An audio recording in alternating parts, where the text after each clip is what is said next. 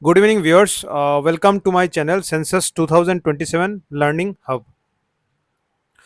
So, imagine waking up tomorrow and finding out the government has just decided to stop counting people.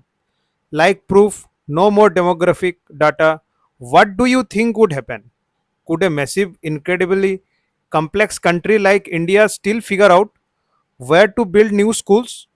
Could it effectively plan hospitals, lay down roads, or actually direct welfare schemes to the people who genuinely need them? The short answer absolutely not. Without a proper account, governance is literally flying blind. So, welcome to this explainer. Today, we are unpacking one of the most massive logistical operations on the entire planet, India's upcoming census. We are going to break down exactly why India counts every single citizen, how the colossal task is actually pulled off, and why the upcoming 2027 count is about to completely revolutionize the way we see our nation. All right, here's our roadmap for today. 1. The country's report card. 2. The legal framework. 3. The century of counting. 4. Census 2027 going digital. And finally, 5. Shaping India's future. Okay, starting off with section 1, the country's report card, understanding the foundation of the count.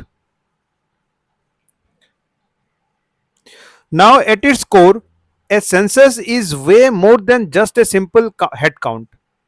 It is not just a collection of data.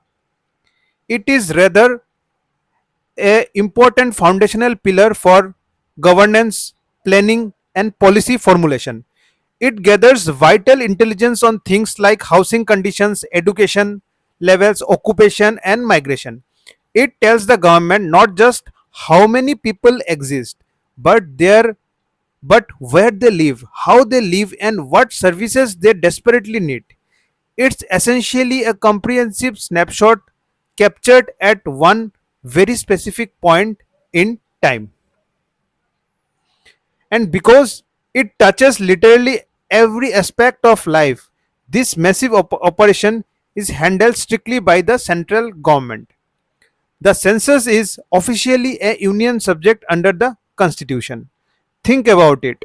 A country as incredibly diverse as India needs a uniform, reliable system.